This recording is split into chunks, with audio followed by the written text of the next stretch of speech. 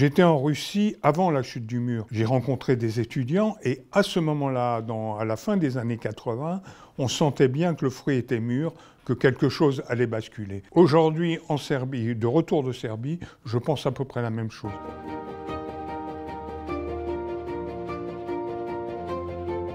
Bonjour François Herrenwein, vous êtes journaliste, vous revenez de Belgrade en Serbie. Vous y êtes allé découvrir en tant que journaliste la contestation et la manifestation, les suites de la manifestation du 15 mars. Je suis allé me promener en Serbie et au hasard de mes pérégrinations, c'est ça qui est intéressant, j'ai croisé, la face visible de la colère de la population serbe contre le président en place, le président Vučić, dont le régime est caractérisé par une corruption massive, un rapport assez distant, en euphémisant beaucoup, avec l'état de droit, etc. Donc la colère monte dans le pays. Qui est ce président Aleksandar Vučić? C'est un opportuniste formidable. Il a été élu sur une pente nationaliste. Il inaugure là son deuxième mandat. Donc il a réussi à cristalliser autour de sa présidence une forme de stabilité pour la Serbie, mais encore une fois, les méthodes utilisées sont tout sauf sympathiques et, en tous les cas, encouragent la corruption. Et dans la révolte naissante en Serbie, il faut bien comprendre qu'elle est née après l'effondrement en novembre 2024 d'un auvent de la gare de Novi Sad, dans le nord du pays. L'effondrement de l'auvent de la gare de Novi Sad a fait 16 morts. Et les gens se sont questionnés pourquoi est-ce que les normes de sécurité n'est pas correctement respectées. Et la plupart des gens ont conclu que c'était quand même significatif des passe-droits caractéristiques du régime serbe aujourd'hui. Les 300 000 personnes contestataires sur 6 millions d'habitants, que demandaient-elles? Dans un premier temps, c'est ça qui est intéressant, il y a une évolution dans les demandes de la contestation. Au départ, c'était des revendications qui portaient sur les institutions, plus de transparence, plus de démocratie, plus de contrôle dans l'exercice du pouvoir. Mais comme le pouvoir a balayé toutes ces revendications d'un revers de main depuis mars, maintenant, dans les manifestations, celles en tous les cas à laquelle j'ai assisté à Belgrade, les gens réclamaient des élections maintenant, c'est-à-dire, en fait, ils espèrent pouvoir renverser par la voie démocratique le pouvoir. La caractéristique du mouvement, qui au départ était un mouvement étudiant, c'est que depuis mars, il n'y a pas eu de débordement, pas de violence, malgré l'ampleur de la répression. C'est tout sauf sympathique, l'ambiance générale dans le pays, par rapport aux contestataires, mais les gens ne basculent pas. Et les rencontres que j'ai eu l'occasion de faire avec des adultes, des gens qui exercent un métier, non plus des étudiants, ce qui est caractéristique, c'est qu'ils pensent que tout ça basculera à terme. Mais il n'y a aucune impatience, il n'y a aucune hystérie contestataire dans le pays.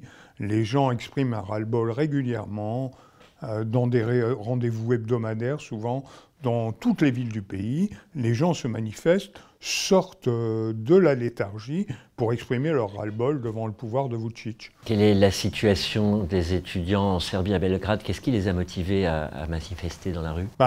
Le départ, c'est la difficulté pour eux de trouver du travail sans entrer dans des compromissions avec le pouvoir, c'est-à-dire, en gros, il faut être pistonné par le parti au pouvoir pour trouver du boulot. Enfin, c'est pas systématique, mais c'est de grande ampleur. Ça, c'est ce qu'on appelle une corruption rampante, quoi. Et ça a profondément agacé. Et puis après, il y a l'incident de Novi Sad dont je parlais tout à l'heure. Là, ça a été le déclencheur. La grande manifestation qui a eu lieu le 16 mars dernier était une manifestation après les 16 morts de Novi Sad. Pour vos interlocuteurs, il est désormais impossible de revenir en arrière. Quelque chose est en marche? Le plus dur à prévoir, c'est l'avenir en général. Donc, je me garderai d'être définitif, mais le sentiment que j'ai comparé avec l'expérience de mouvements auxquels j'ai pu assister dans d'autres pays. J'étais en Russie avant la chute du mur, à Leningrad à l'époque, aujourd'hui Saint-Pétersbourg, et à Moscou.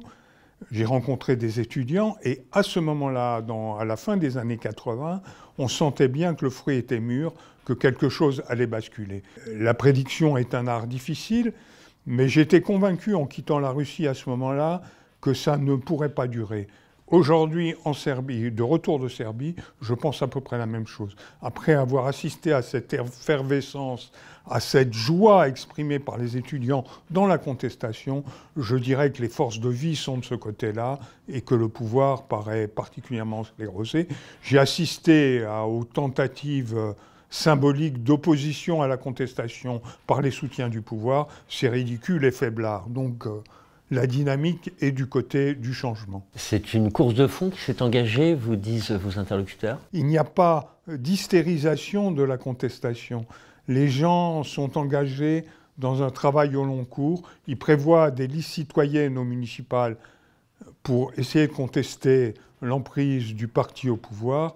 Donc ça bouge et dans un respect, encore une fois, assez grand des institutions, des termes électoraux, etc. Et ce qui est caractéristique, j'ai vu une immense manifestation à Belgrade, aucun signe de haine, de violence latente. Et ça, c'est dans la typologie des contestations, je crois à la puissance de ces mouvements pacifiques mais déterminés. L'horizon se dégage à Belgrade? Il sera difficile pour le pouvoir de résister durablement à cette vague. Mais cela dit, Vučić, il peut être malin, donner des gages, etc., faire quelques concessions. Mais quand on a enclenché un processus comme ça, c'est comme ce qui a amené à la chute du mur, d'une certaine façon. Quand une dynamique joyeuse de contestation s'installe, les pouvoirs ont en général du mal à résister. Il est plus facile pour eux de réprimer des violences. Là, il ne s'agit pas de violence, il s'agit d'un appel massif à la lutte contre la corruption, au respect de la démocratie et au respect de l'état de droit. Et ça, c'est assez formidable. Merci François Nornvein pour votre reportage sur l'apparition de la contestation à Belgrade qui a fait naître l'espoir. Merci beaucoup.